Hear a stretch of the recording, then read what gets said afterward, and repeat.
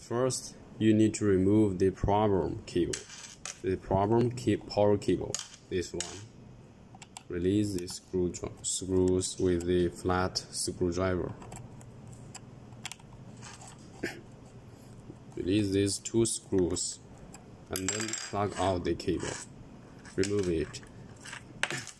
And then use the new cable we sent to you and get it installed on the controller box.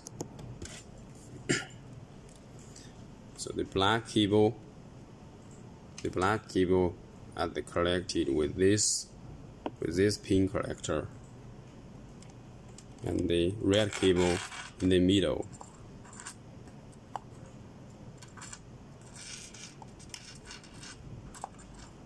Then fasten this screw.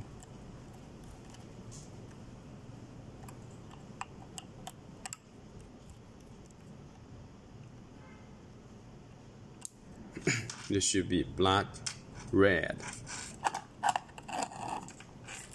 Black, red.